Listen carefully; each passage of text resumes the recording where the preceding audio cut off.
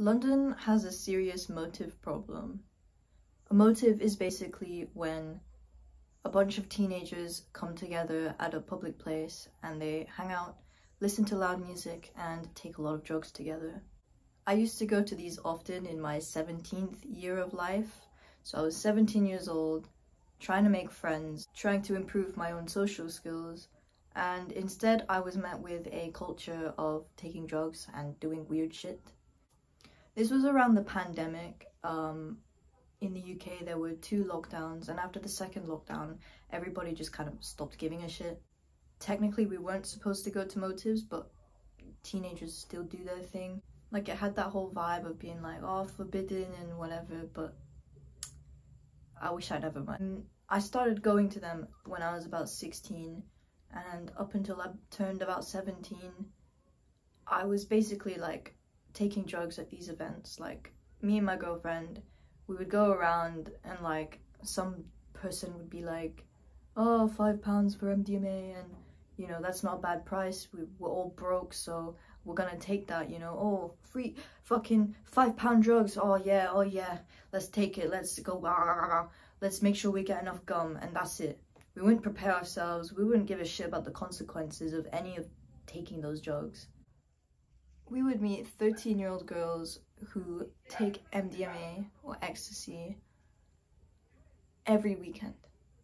And if you know anything about MDMA, if you've ever taken it before, you know that it's basically, what the drug does is it takes all of your like serotonin and dopamine or whatever the happy chemicals are, it like amplifies it all at once. So you feel really fucking euphoric, and then afterwards you kind of feel depressed because your serotonin and like receptors aren't like producing anything. And really MDMA is probably like the most unhealthiest of drugs, apart from like heroin and shit, you know. But a 13-year-old taking it every weekend, man. You're supposed to take it like once every 2 months because of the significant effects on your brain.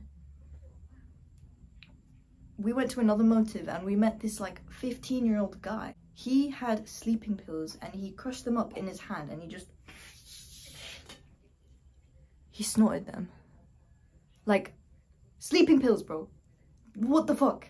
I mean, this problem is honestly way bigger than what anyone realizes. It's not like, oh yeah, let the kids do what they want anymore. It's like 13-year-old girls are going outside and having sex.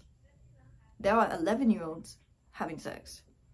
They're having sex and taking drugs with guys who are twice their age.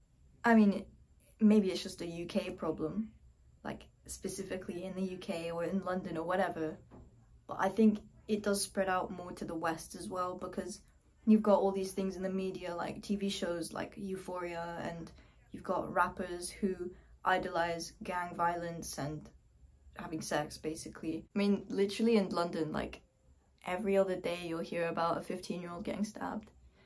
Like, I lived in a pretty safe area, but like there was a guy who got stabbed. He was like 14, and in the area, like I lived in Kingston, and in Kingston, like like the center, they had like a memorial for him, like, and I think it's still there now. I mean, these kids don't have any guidance. There's no parents telling them like, you shouldn't be doing this, this is what you should be doing instead. No, these kids aren't focusing on school. No, they don't give a shit. Of course they don't. They don't have any values anymore. I mean, where are their parents? That's a hard question to ask, because the father is probably like killed off. There's no strong masculine man to take care of them. There's no woman, there's no mother to actually nurture them and teach them how to be good people. Instead, their mums probably have an OnlyFans and has multiple boyfriends on the side.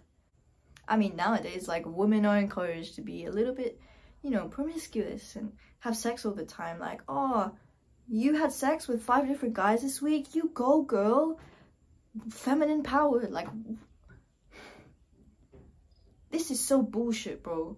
Why can't we spread around the value of, like, would you actually consider having babies with the guy you want to sleep with? Would he be a good father?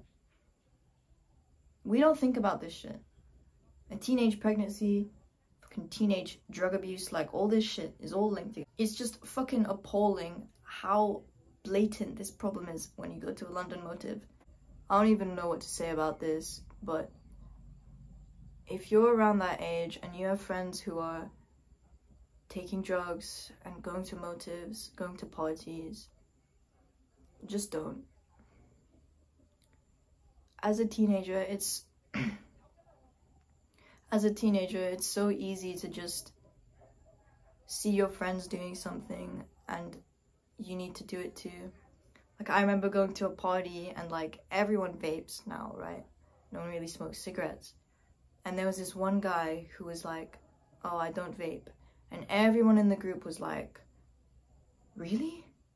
You know, it's hard to be better. It's really fucking hard, especially when all of your friends are just fucking crackheads. Like, I know it's hard to think about like whether or not the people you spend all your time with, the people you laugh with, are actually good for you, but I really think you should evaluate whether or not your friendship, your relationship is actually beneficial towards you or not. If you're friends with someone, it's usually because you both do the same thing, the same bad thing. If you suddenly stop doing that bad thing, would they still be friends with you? I'm gonna make another video on how to evaluate friendships and stuff, so yeah, that's it for this video. I'm just kind of ranting about like drugs and kids and stuff, so yeah, peace.